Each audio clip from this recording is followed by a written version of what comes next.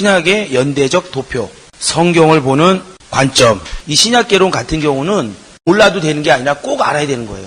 한마디로 뭐냐면 성경을 보는 방향이에요, 방향. 만약에 엉뚱한 곳에서 어떤 사람의 병을 고치기 위해서 이 사람의 병의 진단을 정확하게 내리는 것과 같습니다. 그 사람의 병을 고치는 게 아니라 일단 이 사람이 어느 병인 것 같다라고 시작을 하는 거예요. 만약에 두통인데 무좀약을 주면 어떻게 되겠어요? 큰일 나는 거예요. 이 신약개론 같은 경우 성경을 보는 관점이 잘못되어 있으면은 그런 식이 될 수 있다는 거예요. 내 영혼은 물론이고 남의 영혼도 해칠 수가 있는 거죠. 우리가 남의 영혼을 잘 이 땅에서 보존해서 또 내 영혼을 잘 보존해서 천국까지 이사를 잘 시켜야 하는데 신약개론이라는 과목이 없으면요 막 오리무중에 빠지는 거예요. 문제가 터지면 이 문제를 어떤 말씀을 가지고 풀어나가야 될지 또 우리 자신도 모르고 또 남에게 주의 종들이 가르쳐서 살려야 하는데 전혀 모르는 거예요. 돌팔이 의사가 되는 겁니다. 돌팔이 의사가. 신약개론은 그래서 공부를 해야 된다는 거. 신약개론의 범위가요 제가 볼 때는 제일 넓어요. 왜냐하면 성경 66권을 다 해야 되니까. 그래서 마가복음 같은 경우는 마가복음만 하면 되잖아요. 근데 신약개론은 그렇지 않습니다. 이 성경 창세기부터 요한계시록까지 다 해야 신약개론이에요. 왜냐하면 요한계시록을 보는 눈, 마가복음을 보는 눈, 마태복음을 보는 눈, 또 구약성경 여러 가지를 보는 눈, 다 이게 신약개론에 들어가는 겁니다. 3월달 그 한 학기 동안 마가복음을 보는 눈, 마가복음을 보는 관점, 이게 한마디로 얘기하면 마가복음에 관한 신약개론이에요. 왜냐하면 그 눈을 정확하게 알지 못하면 사복음서 다 비슷한데 못 들어 따로따로 기록해놨어. 하나만 기록해놓으면 되지. 이런 식이 되는 거예요. 그 다음에 오늘 6번 보겠습니다. 6번. 성경을 보는 관점이에요. 계속해서. 추석 전에는 간단하게 오실 메시아와 오신 메시아에 대해서 구약과 신약이 있다고 얘기했고, 구약의 메시아에 대한 예언이 여인의 후손으로, 그 다음에 또 족속이 정해졌다. 탄생한 장소가 정해졌다. 말씀드렸죠? 그 다음에 예수님이 메시아인 약속, 그런 것에 대해서 얘기했어요. 그 다음에 남자 없이 메시아가 처녀의 몸에서 태어난 그 이유에 대해서도 얘기했죠. 아담의 영 하나밖에 지으지 않았는데 하나님께서 그 아담의 영이 죄로 물들었기 때문에 만약에 요셉의 씨로 예수님이 오셨다. 그러면 요셉도 이미 그 영이 죄로 물드는 상태이기 때문에 죄 예수가 태어나는 거예요. 그러니까 죄 있는 사람은 죄 없는 사람을 사할 수 있는 능력이 없어요. 그러니까는 여인의 몸속에 바로 성령께서 잉태한 겁니다. 그래서 어떤 인간의 혈통으로 온 게 아니고 성령께서 마리아의 몸속에 역사한 거예요. 그 당시 그 마리아는 지금보다 훨씬 더 엄격하게 결혼하기 전에 다른 남자와 동침을 해서 남들 그 성령이 역사했다는 걸 모르잖아요. 근데 동침을 하면은 유대 사형법으로는 돌로 던져서 사형을 시키는 게 사형법이에요. 근데 그것을 감수하고 예수님을 받아들인 겁니다. 오늘날 우리가 직분 생활을 얘기하는 거라 그랬죠? 하나님의 일이 나에게 이루어지는 데는 그만한 각오와 힘듦이 능히 감수할 수 있어야 된다는 거예요. 근데 그 마리아가 얼마나 오늘 유명한 사람이 됐어요. 그런 그 하나님의 일을 하는데 도구로 쓰임받아도 그렇게 유명한 사람이 될 수 있다는 거. 그리고 다윗의 자손 예수여, 누가 그랬어요? 소경 바디메오가 그랬죠. 근데 예수여라고 그런 게 아니라 다윗의 자손 예수여 이렇게 얘기합니다. 그거는 약속으로 오신 예수를 믿는다 이런 뜻이에요. 약속대로 오신. 예수라는 이름이 많아요, 적어요. 그 당시에도 굉장히 많아요. 그리고 그 베들레헴에도 정확한 건 아닌데 들은 얘기예요. 저도 예수님이 그 태어난 그 지역에서도 예수라는 분이 뭐 50몇 명? 30몇 명 있었대요. 그래서 성경에는 나사렛 예수라고 딱 정확하게 얘기하는 거 아니에요. 그렇게 제가 말씀을 드렸어요. 그 다음에 모세는 과거에 죄로 우리 인간이 절망해서 죽을 수밖에 없다는 것을 알았고요. 그 다음에 선지자는 아니다. 그것뿐만 아니라 하나님 반드시 미래에 이 죄의 문제를 해결해 주실 메시아가 올 것이다 라는 예수가 초림하고요. 그런 관점이 하나 있었고요. 그 다음에 성취한 것을 또 성령께서 증거하십니다. 성령께서 우리를 통해서 오늘날 증거하는 거죠. 그런 관점으로 그다음에 성취한 것을 또 성령께서 증거하십니다. 성령께서 우리를 통해서 오늘날 증거하는 거죠. 그런 관점으로 성경을 또 하나 볼 수 있고요. 그러니까 예언은 구약이라고 보시면 되고 성취는 뭐예요? 신약 중에서도 복음서 예수님이 다 성취하셨으니까. 그 다음에 증거는 뭐예요? 사도행전 이후 증거하잖아요. 예수를 계속. 사도행전 1장 8절에 성령이 임하면 너희가 권능을 받고 온 유대와 사마리아 땅까지 이르러 내 증인이 되리라. 그렇게 되죠. 가장 쉽게 보는 방법 중에 하나는 5번이에요. 5번. 성경은 구약에 예수님이 예언했구나. 그 다음에 또 예수님이 와서 시약에 와서 예수님이 그 예언을 성취하셨구나. 그 사도행전 이후에는 증거하셨구나. 오늘날까지 계속 증거가 이루어지는 거죠. 오늘은 6번이요. 성경은 율법과 복음으로 나눌 수 있다. 성경을 잘못 보면 율법과 복음을 원수지간으로 오해할 수 있으나 율법과 복음은 똑같이 하나님에게서 나온 것으로 마치 오른손과 왼손과 같은 관계이다. 그러나 손의 쓰임도 주인에게 달린 것처럼 율법과 복음의 쓰임도 하나님께 달려 있다. 이 율법과 복음, 그러니까 쉽게 말하면 구약을 율법이라고 생각하시면 되고요. 신약을 복음이라고 생각하시면 됩니다. 여기서 말하는 것은 제가 정확하게 가르는 게 아니에요. 어렴풋이에요. 어렴풋이. 왜냐하면 구약에 율법이 아닌 것도 있거든요. 구약 전체에 율법이 일단 있고 신약에 와서는 그 복음이라는 것이 있는데 이런 관점으로 성경 전체를 볼 수가 있는데 한마디로 얘기하면 제가 먼저 설명을 할게요. 구약에서는 죄를 지면요 절대 용서하지 않습니다. 용서라는 게 거의 없다고 봐도 돼요. 반드시 막 하나님이 자손 3, 4대까지 가서라도 그 죄를 물어요. 또 그 죄에 대해서 반드시 보응을 하십니다. 근데 그것이 뭘 나타내는 거냐면 이 율법이라는 것은 정죄한 법이에요. 율법을 가지고 구원을 받는 법이 아닙니다. 이 율법은 그 목적이 뭐냐면 예수께로 이렇게 붙이는 역할을 하는 거예요.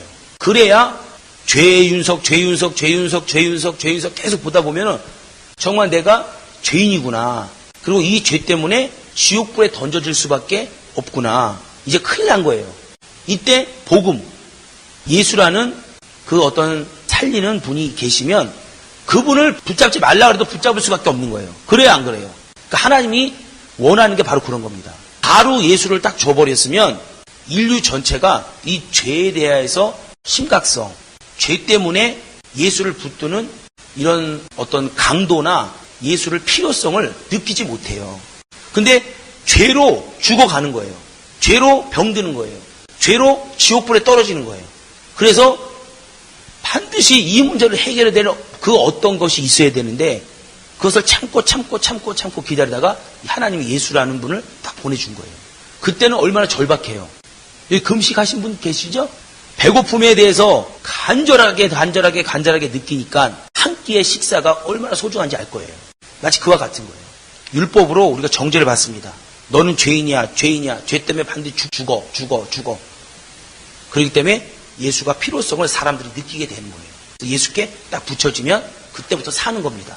살아서 잘못한 부분 회개하고 용서받고 이래서 죄는 여전히 질 수 있죠. 물론 죄와 싸우다 우리가 피해까지 싸워야 하지만 또 인간의 어떤 연약함 때문에 계속 죄는 질 수 있어요. 근데 그때 어떤 그 죄 때문에 죽는 것이 아니라 예수께 회개하면 예수께 자복하면 그 예수의 피로 깨끗하게 사해서 재앙이 넘어가는 겁니다. 이게 율법과 복음이에요. 근데 성경 전체가 사실은 이렇게 나눌 수 있다는 거예요. 그러니까 율법과 복음이 다 하나님에게서 나온 거예요. 오늘날 율법으로 구원을 받지 못한다 그래서 우리가 그 율법을 등한시하면 안 됩니다. 절대로. 이 율법에요. 마태복음 5장인가요? 보면은 율법을 지키지 않는 자는 천국에서 작다 일컬음을 받으리라 그랬어요. 율법으로 구원을 받는 건 아니에요. 율법은 예수께로 붙이는 역할을 하는 겁니다. 근데 복음 안에 들어오고 진리 안에 들어왔다 해서 이 율법을 무시하거나 율법은 아무렇게나 살아도 돼. 이게 오늘날 어디예요? 내가 예수 안에 들어와서 용서받았으니까 이제 아무렇게나 살아도 돼. 어디예요? 복음주의, 개혁, 현대신학인가요? 그 다음에 구원파 이런 데예요. 그렇지 않습니다. 우린 자범죄라는 게 있어요. 분명히 이미 목욕한 사람은 어떻게 된다 그랬어요? 손, 발만 씻으면 된다. 그랬어요? 안 그랬어요? 이미 원죄는 예수의 죽음으로 십자가의 죽음으로 모든 죄를 사했어요. 우리 원죄는. 근데 날마다 짓는 죄는 어때요? 예수의 옆구리에서 피 흘리신 그 피로 날마다 회개하는 거예요. 날마다. 이미 우리는 한번 목욕했기 때문에 일생 회심, 원죄는 한 번만 딱 사면 됩니다. 근데 날마다 죄 져요, 안 져요? 집니다. 그것 때문에 예수의 옆구리에서 피를 흘리신 거예요. 이 땅에 그냥 오셨다 가셔도 돼요. 그때 그렇게 어렵게 오셨다가 가실 이유가 하나도 없어요. 우리 때문에 잠깐 땅에 내려오셔서 예수는 부활이요 이랬어요. 부활이기 때문에 어차피 이 땅에 오셔야 합니다.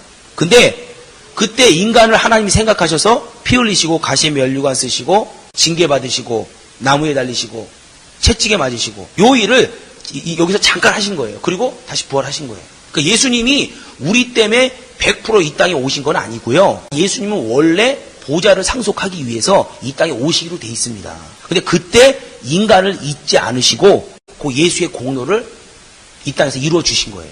그냥 왔다가 계셨다가 부활할 수 있어요. 근데 인간을 생각하셔서 잠깐의 3년의 공생애 동안 인간을 위해서 공로를 해주신 겁니다. 성경 전반적인 얘기를 한 거예요.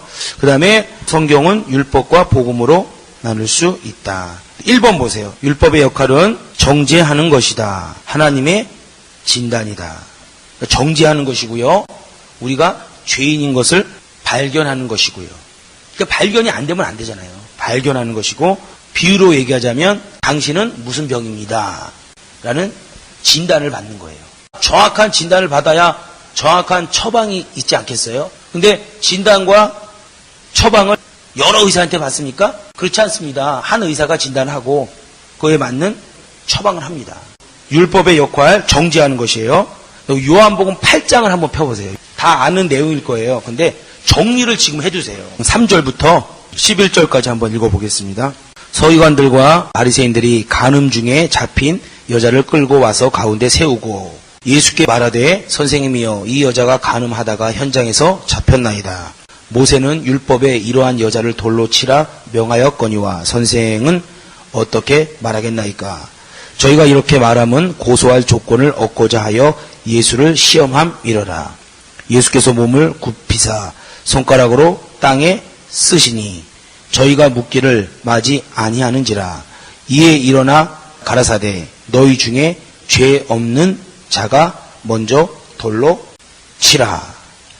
다시 몸을 굽히사 손가락으로 땅에 쓰시니 저희가 이 말씀을 듣고 양심의 가책을 받아 어른으로 시작하여 젊은이까지 하나씩 나가고 오직 예수와 그 가운데 섰는 여자만 남았더라. 이렇게 써 있죠. 근데 사람들이 너희 중에 죄 없는 자가 먼저 돌로 치라니까 어떻게 됐어요? 다 같다 그랬죠. 겉모습은 모를지라도 그 마음속에서 이미 다 죄인이란 뜻이에요. 다 인간은. 그리고 이 여인이 뭐 때문에 잡혔어요? 지금 간음이라는 것은 어쨌든 죄입니다. 죄. 그 죄 때문에 율법에 딱 비추어봐서 그 간음이라는 죄악이 비춰진 거예요. 그러니까는 이 사람이 어디 앞에 와 있어요? 지금 9절에 읽었잖아요. 다 가고 나가서 오직 예수와 그 가운데 섰는 여자만 남았더라. 이렇게 써 있어요. 그 간음 중에 죄 때문에 율법이란 그 여자가 간음죄를 졌어요. 근데 율법에 딱 비추어 보니까 그 간음죄라는 것이 성립이 되는 거예요. 우리 최기정 목사님 이런 얘기 많이 합니다. 고속도로에서 뭐 80km 제한, 100km 제한 이런 표지가 없으면 100km, 120km, 150km, 160km 달려도 그거는 위반이 아니라는 거예요. 그 제한이 있기 때문에 표지판 때문에 이 사람이 잘못한 거죠.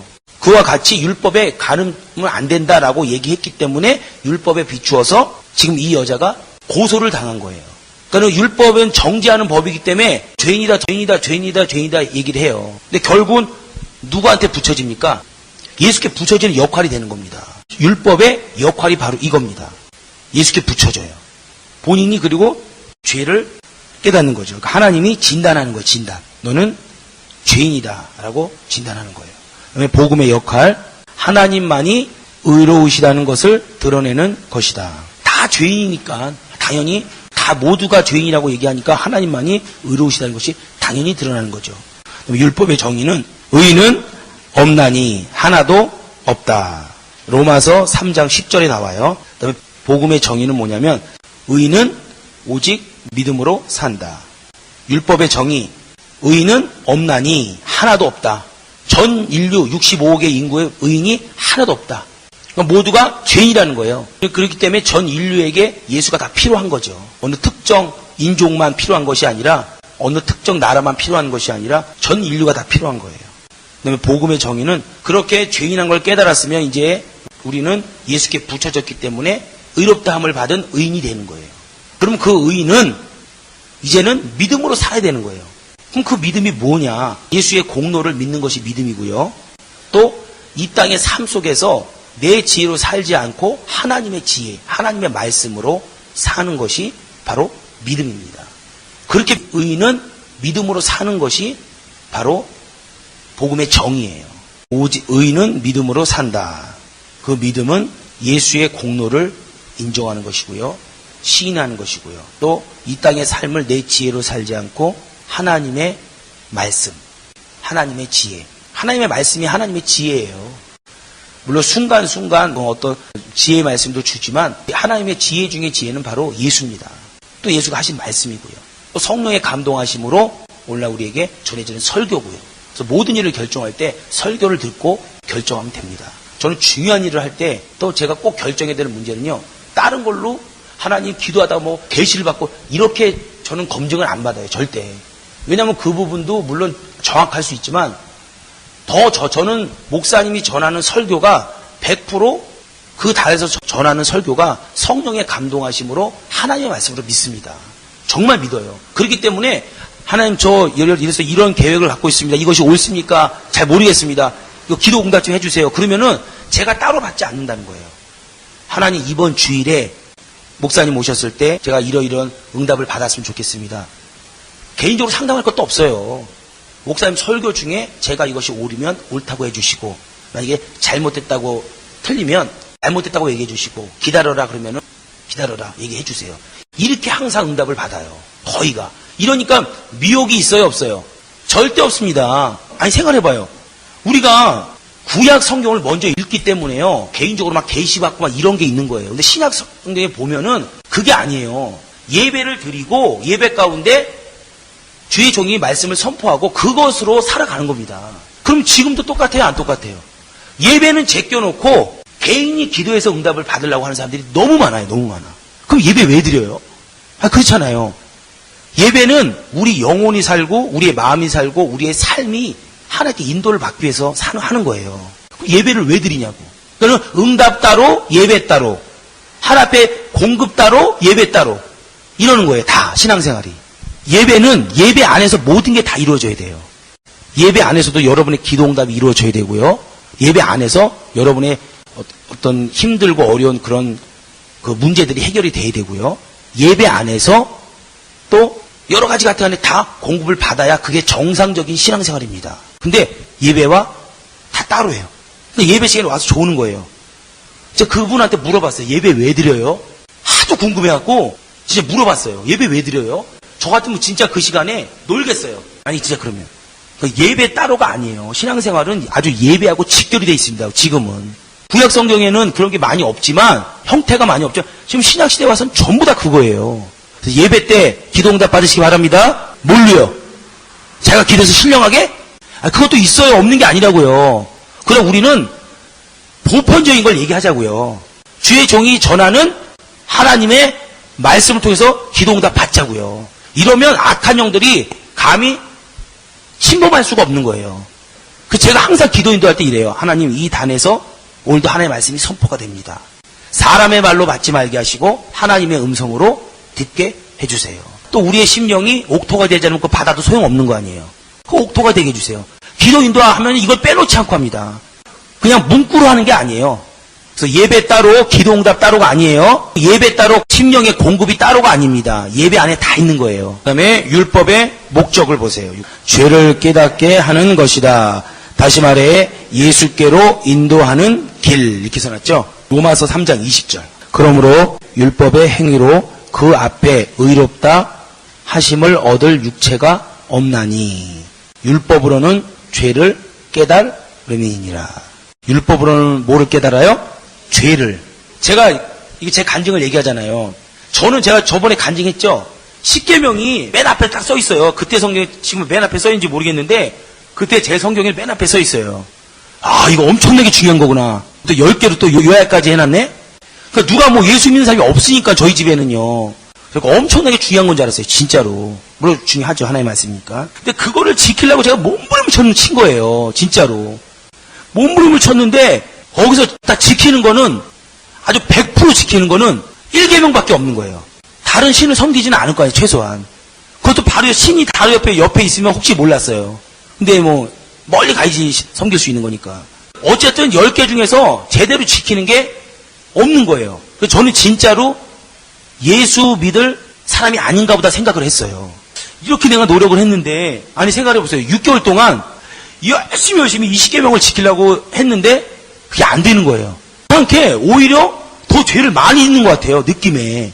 이게 왜 그러냐면 이 10계명이 딱 이렇게 있으니까, 보여지니까 더 많이 짓는 것 같아요. 그래갖고 야, 이거 진짜 이거 제가 딴 사람들 얼굴을 이렇게 봤어요.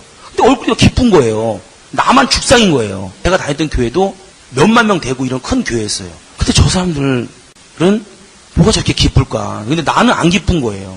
근데 나만 죽상이고 저 사람들은 다 기쁜데 저렇게 저 사람들은 분명히 기쁘다는 것은 죄를 안 졌다는 뜻이고 내 어떤 죄의 문제를 해결을 받았다는 건데 왜 저 사람들은 기쁘고 내 얼굴만 이럴까?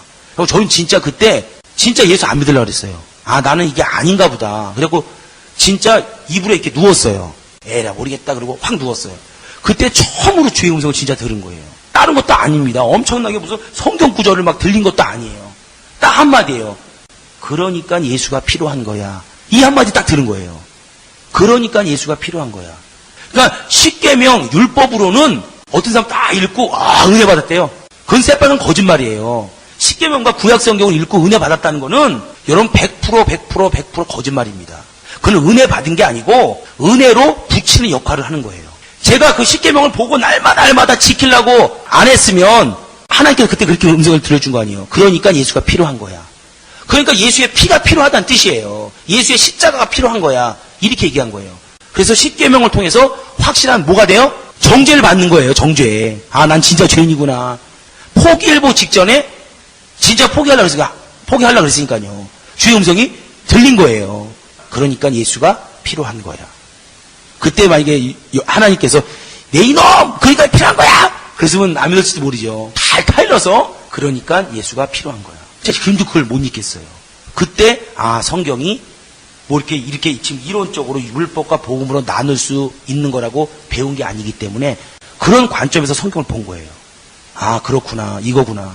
이해가 되시죠? 이러니까. 그러니까 10계명 보고 무지하게 은혜 받았네? 그럴 수가 없는 거예요. 10계명 자체가 율법의 함축이기 때문에 10계명으로는 여러분에게 은혜를 주는 게 아닙니다. 더 죄가 늘어난 것처럼 보여요. 더 죄인처럼 보이고 더 죽일 놈처럼 보이는 거예요. 그게 더 강하면 강할수록 예수의 필요성이 더 커지는 거예요. 그때 예수를 딱 잡았더니 순간 막 기쁨이 샘솟고 얼마나 즐거운지 몰라요.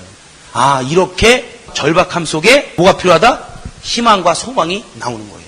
4번 보세요. 4번. 과거의 죄로 모세가 이제 과거에 모세는 사람들의 과거를 봤다 그랬죠? 죄로 이제 절망해요. 죄로 이제 다 죽고 심판을 받습니다. 저도 똑같죠? 10계명 보고 열나 이제 난 이제 예수 믿을 팔자가 아닌가 보다. 이제 포기하려고 일보 직전이죠? 똑같은 거예요, 그냥. 제가 모세라는 소리가 아니라 모세의 형태와 같다는 거예요. 그럼 예수를 닮으면 예수라는 소리예요? 그게 아니잖아요. 이와 같이 절망, 죄로 이제 죽을 수밖에 없는 그거에 너무너무 심각해졌기 때문에 선지자가 이제 미래에 그 죄의 문제를 해결할 것이다 라는 이 기쁨이 너무 큰 거예요. 그 밑에 보면은 절망을 보았기에 강한 소망이 생성된 것이다. 우리의 신앙도 이런 단계를 거쳐야 한다. 다시 말해 죄의 심각성과 무서움과 심판을 알아야 한다. 정말 이것을 먼저 알아야 합니다. 예수 믿는 사람도. 우리 처음 전도할 때도요. 그 상황을 잘 봐서 죄의 심각성을 분명히 먼저 가르쳐야 돼요. 하나님은 이 죄 때문에 죽으셨다. 그리고 이 죄는 자손 3, 4대까지 반드시 하나님이 갚으신다. 그리고 죄가 있으면 어떤 질병에 걸릴 수 있다. 이런 문제를요. 강력하게 얘기를 해야 합니다. 상황 봐서 하세요. 또 병들어 온 사람한테 너는 죄인이야. 보자마자 그냥 그러지 마시고 다 상황 봐서 하시면 한 가지 분명한 거는 그 죄에 대해서 심각성을 알면요. 예수가 여러분이 들어오는 그 어떤 강도가요, 달라요. 내가 살기 위해서 스스로 선택하는 거예요. 하나님이 아신 게 아닙니다. 우리가 무슨 예수 안 믿고 하나님 일 안 하면 하나님이 손해보는 것처럼 생각을 해요. 천만에만만해요. 절대 그게 아니고 내가 손해요. 내가 손해이기 때문에 내가 잡는 겁니다. 죄를 깨닫게 하는 것이다. 율법의 목적이요. 다시 말해서 예수께로 인도하는 길이다. 그 옆에 써놓으세요. 저의 간증이 딱 써놓으세요. 아니 이 간증 괜찮잖아요. 진짜로. 율법과 복음에 대해서는 그 간증이 괜찮잖아요.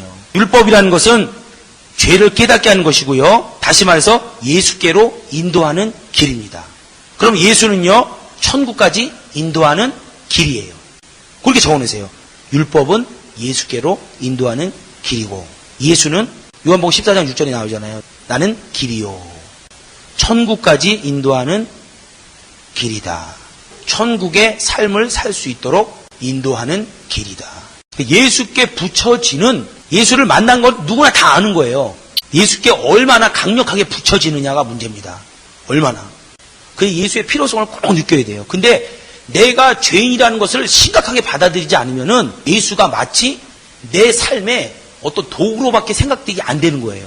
그게 아닙니다. 죄 때문에 영원히 지옥불로 떨어질 우리 자신을 예수님이 구원한 거예요. 그게 중요한 거지. 그 다음에 율법의 목적 중요하고요. 율법의 약점이 뭐예요? 용서가 없다. 거기 성경 구절만 적어놓으세요. 야고보서 2장 10절에서 11절. 그 성경 구절이 뭐냐면 10계명 중에서 2장 10절에서 11절. 그 성경 구절 내용이 뭐냐면 하나만 잘못하면 모든 것을 범한 것이다. 이런 뜻이에요. 10계명 중에서 9개 열심히 지켰어. 근데 하나만 안 지키면 죄인이 돼버리는 거예요. 복음하고 다르죠? 복음은 10가지 일이 있어도 하나만 순종해도 상급으로 갚아주십니다. 그 다음에 율법의 약점, 용서가 없다 그랬죠? 복음은 대신 뭐가 있어요? 용서가 있어요. 복음은 용서이다. 하나님의 처방이다. 예수의 피를 흘려주셔서 우리를 용서한 것이잖아요. 영원히 지옥 갈 수밖에 없는 우리가 하나님 앞에 용서받았기 때문에 이웃을 용서해야 돼요? 용서 안 해야 돼요? 용서해야 돼요. 요것도 제가 침대에서 진짜 주의 음성 들은 거예요. 진짜. 아주 엄청난 고난이 있을 때 제가 들은 거예요. 딱 일어나 보니까 두 손을 들고 있더라고요. 제가요. 탕감받았다 이러고 쑥스러워갖고 이랬죠. 설사 이랬죠. 근데 그때 제가 용서하지 못하는 부분이 있었어요. 얼마나 괴롭냐면 그 괴로움이 3년 가더라고요. 3년. 하루도 못 있겠더라고요. 진짜. 너무너무 괴로워서.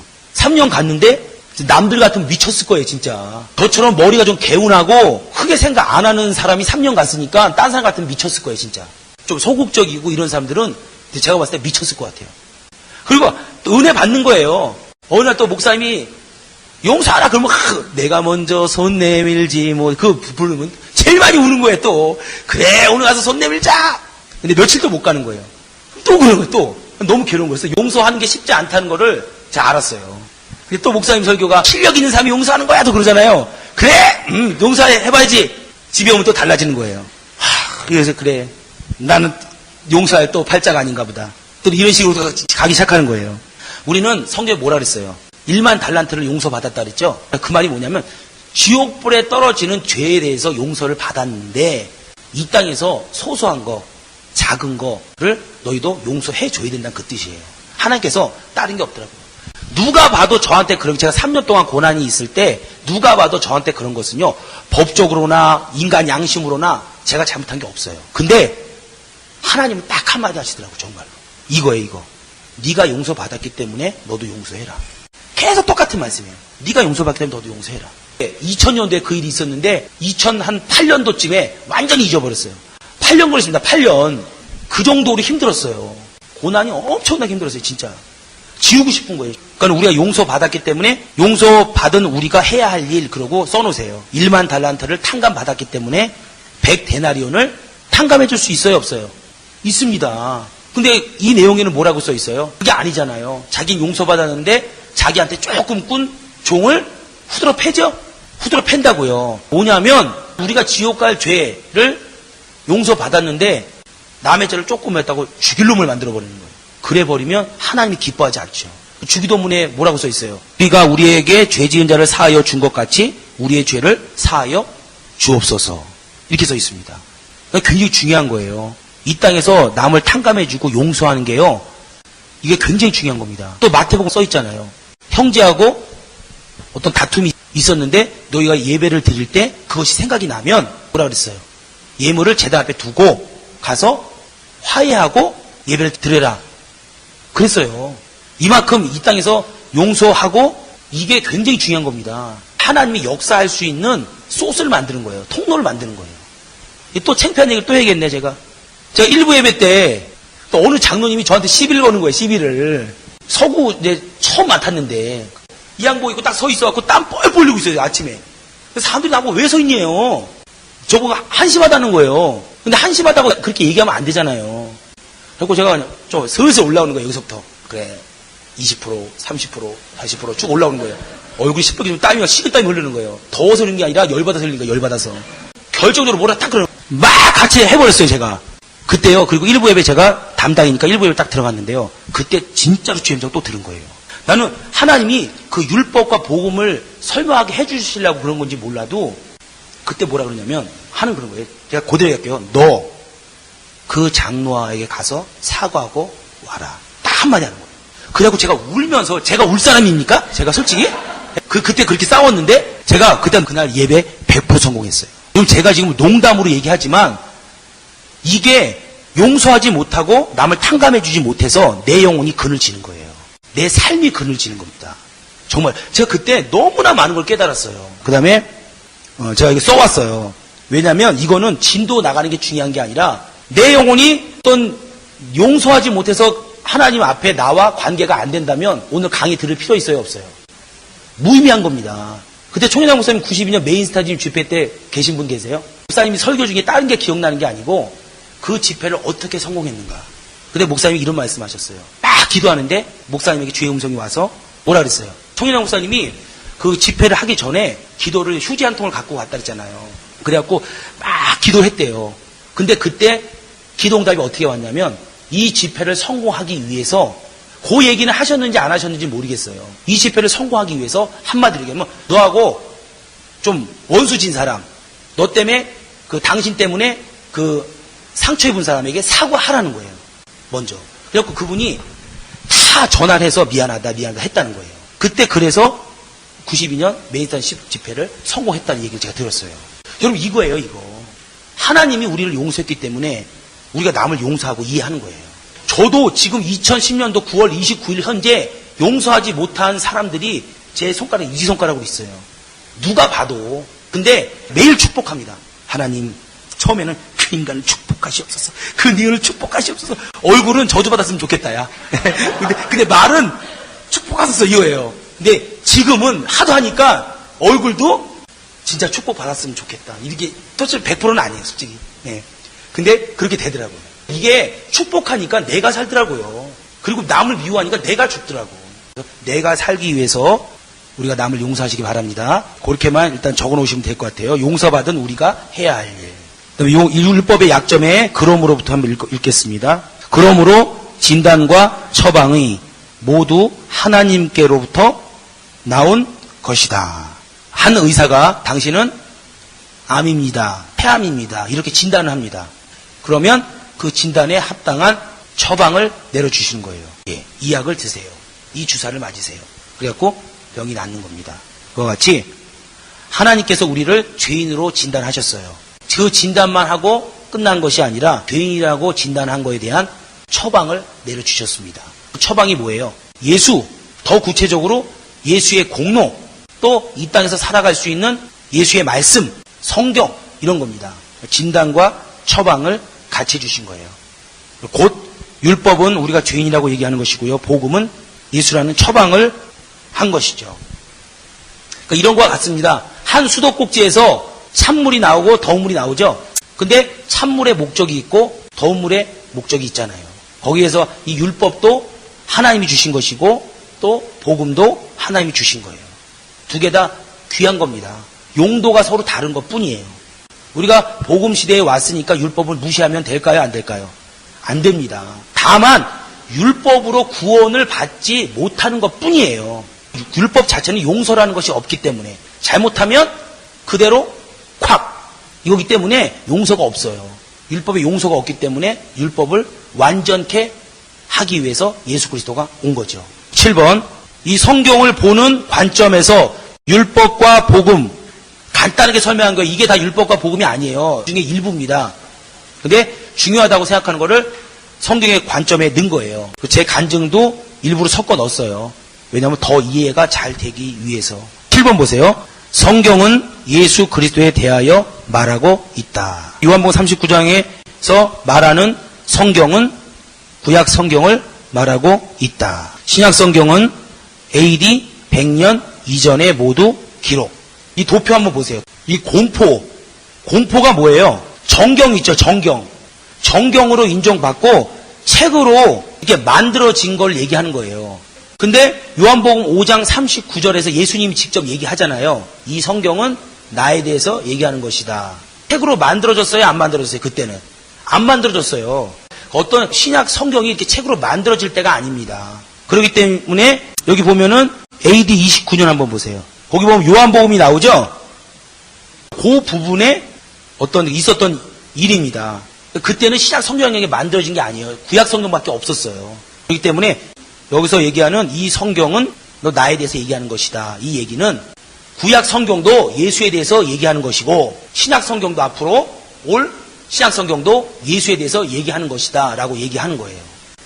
예수님이 이 성경은 나에 대해서 쓴 것이다 라고 얘기할 때는 신약 성경이라는 게 없었어요. 책으로 만들어지지도 않았고 없었습니다. 그래서 없는 성경한테 무슨 이 성경을 이렇게 얘기하겠어요. 구약 성경을 주로 얘기하는 것이고 만약에 영적인 눈으로 보면 앞으로 만들어질 신약 27권의 성경에게도 말하는 것도 되겠죠. 근데 구약 성경에 왜 예수에 대해서 얘기하는 것이냐? 여기 밑에 써 있어요. 아가서 보세요. 아가서. 이 아가서에서 솔로몬과 술라미 여인의 관계. 솔로몬이 누구예요 그럼? 솔로몬은 예수를 얘기하는 겁니다. 오늘날. 술라미는 누구예요? 우리를 얘기하는 거예요. 거기에 성경에 뭐라면 1장을 쫙 펴보면 제가 어저께 1장을 쫙 읽어봤어요. 근데 좀 진한 내용들이 나온단 말이에요. 솔로몬과 술라미 여인의 관계를 보면 술라미 여인이 결코 아름다운 여인이 아니에요. 외모적으로. 대다리 장막 같다 그랬어요. 근데 솔로몬은 술라미 여인밖에 모르잖아요. 그 관계가 솔로몬과 술라미 여인의 관계를 얘기하는 것이 아니라 오늘날 예수 그리스도와 우리의 관계를 설명하고 있는 겁니다. 그래서 아가서도 솔로몬 얘기가 아니라 술라미 여인 얘기가 아니라 바로 예수 그리스도 얘기라는 거예요. 호세아서. 호세아 뜻이 뭐예요? 사실은 예수 이런 뜻이에요. 호세아와 고멜의 관계. 고멜이 집 몇 번 나가요? 뭐 나가는 정도가 오늘날 뭐 부부싸움 하다가 나가서 친정가 있고 뭐 그런 거 얘기하는 게 아니죠? 남편인데 이 남편을 버리고 다른 남자한테 가는 거예요. 근데 오늘날 호세아하고 고멜 얘기해요? 그렇지 않습니다. 이 성경은 곧 누구에 대해서 얘기하는 것이다? 예수에 대해서 얘기하는 것이기 때문에 호세아와 고멜의 관계도 호세아는 예수를 얘기하는 것이고요. 고멜은 누구를 얘기하는 거냐면 오늘날 우리를 얘기하는 겁니다. 끊임없이 나가 세상으로 끊임없이. 가시덩불로 막고 담으로 막아도 끊임없이 가는 거예요. 근데 호세아는 어떻게 해요? 계속 찾아와요? 안 찾아와요? 계속 찾아옵니다. 오늘날 문 열어놓고 기다리는 아버지의 심정, 예수의 심정을 얘기하는 거죠. 호세아와 고멜의 관계로만 보면은 그냥 역사서예요. 이스라엘의 역사입니다. 근데 영적인 눈, 성경을 보는 눈으로 보면 다시 말해서 이 성경은 곧 나에 대해서 예수 그리스도에 대해서 증거한 것이다. 설명해 놓은 것이다. 라는 말씀을 가지고 보면요. 이 호세아와 솔로몬은요. 오늘 예수를 얘기하는 겁니다. 이 솔로몬과 호세아가 술라미와 고멜하고는요. 사실은 이게 맞지가 않아요. 다시 말해서 예수와 우리가 오늘날 예수가 우리의 맏형이고 우리가 동생이고 이게 관계가 맞습니까? 이론적으로는 맞지 않는 겁니다. 철저하게 하나님의 사랑이에요. 그걸 지금 설명하고 있는 거예요. 어느 분이 호세아서 한번 읽으니까 고멜 진짜 나쁜 니은이네 이랬대요. 막 야 진짜 그분이 간증하러 왔더라고요. 진짜 싸가지 없네 막 그랬어요. 근데 50번을 읽었더니 자기가 울고 있더래요. 자기가 고멜이더래요. 그래서 자기는 이때 이 요한복음 5장 39절 성경이 이걸 나타내는 걸 알았다는 거예요.